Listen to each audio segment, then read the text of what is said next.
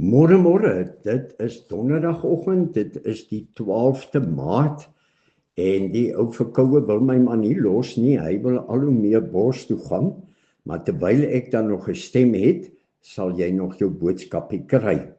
Johannes hoofstuk 3, ons is besig om te praat oor die wederkoms en ons lees weer die bekende woorde van Nikodemus as Nikodemus vir die Here Jesus vra in Johannes 3 vers 4, hoe kan 'n mens gebore word as hy al 'n ou man is? Hy kan tog nie 'n tweede keer in sy moeder se skoot kom en gebore word nie.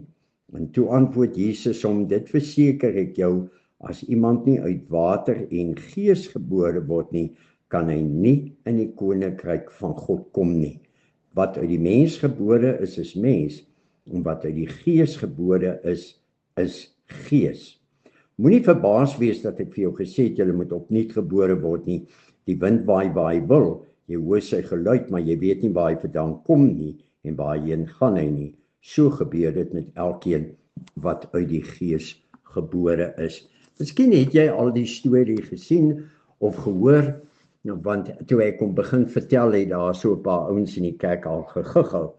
Jy weet, as 'n ou nou van die stad op die dorp kom en jy weet niks van boerdery af nie en jy wil graag help hier en daar en iets leer, dan gebeur dit soos die stadsman wat ook die koeie wou gaan melk, en toe die baas van die plaas nou daar in die stal inkom, toe sien hy, maar wat maak die man nou?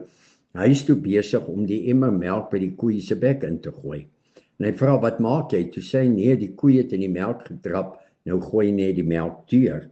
En nou lag ons daarvoor, want dit is een koei, maar twee sisteme, né?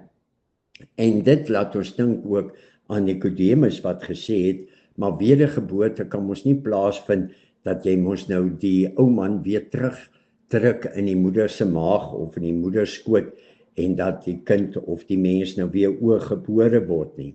Maar ons leer tog iets daarvan, en dis my gewoonte om by elke nagmaal dit te noem, want die moderne wetenskap help ons al hoe meer om die Bybel mooi te verstaan, as ons weet dat bloed gee lewe. Almal wat bloed skenk, weet dit tog, en dis hoekom hulle gaan bloed skenk, sodat ons dan genoeg bloed het vir bloedoortappings. En die bloed wat jy skenk, en ook die plasma wat hulle daarvan aftrek, kan iemand aan die lewe hou. Dit ken ons tog. Hier kom die Here Jesus, en hy gee sy bloed, deur die nagmaal as teken, gee hy vir ons 'n nuwe lewe, né? 'n nuwe lewe deur bloedoortapping as te ware. Nou kom die Bybel verder en die Here Jesus kom verduidelik vir ons in Johannes hoofstuk 3 as hy vertel van die slang as metafoor. Die Here praat weer eens hier, onthou nou, nie met heidene, daar in die sendingveld of waar ook al nie, maar hy praat met kerkmense, mense wat in die kerk groot geword het en in die kerk sit elke Sondag.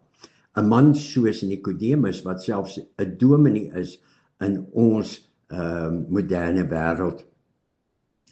En dan vertel hy van dat die juist die volk van God, die kerk is, wat in die woestyn gesondig het. Hier kom die Here, hy verlos hulle uit Egipte, hy vat hulle na die land van melk en honing, en dan langs die pad raak hulle opstandig, en hulle is moeilik, en dan begin die slang hulle pik, en dan gaan hulle dood, en dan kry Moses die opdrag, maak 'n slang aan die paal vas, en dan die ouens wat opkyk daarna, sal bly lewe. Nou kan jy vir jou indink, mense sê, man, ek is te siek, ek wil net doodgaan, dat as dit jou kind is, of jou geliefde is, dan sal jy hom aan die hare trek, en sy oë oopmaak, en sê, kyk net na die slang. Dis die angstigheid wat ons moet hê in 'n evangelisasie, in 'n sending. Moenie verlore gaan nie, moenie doodgaan nie, moenie jou lewe vernietig nie, moenie in die hel gaan sit vir ewig nie. Kyk net op, kyk na Jesus, wat op die paal vasgemaak is as die oorwinning vir ons sondes, as die verlossing van ons sondes.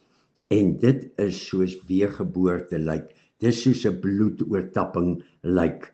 Dat die Here kom en hy gee sy bloed en lewe vir jou en vir my. Dit kom al uit Genesis, né? Toe Adam en Eva gesondig het en hulle skaam, hulle gaan kruip weg agter 'n bos, gaan maak die Here 'n dier dood en vat sy vel, sodat hulle sonde en 'n skaamte kan bedek. 'n Lewe vir 'n lewe, Here.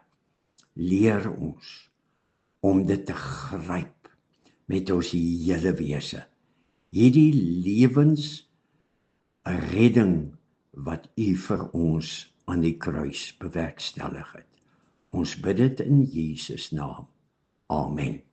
Mag jy 'n mooi donderdag hê. Mooi loop.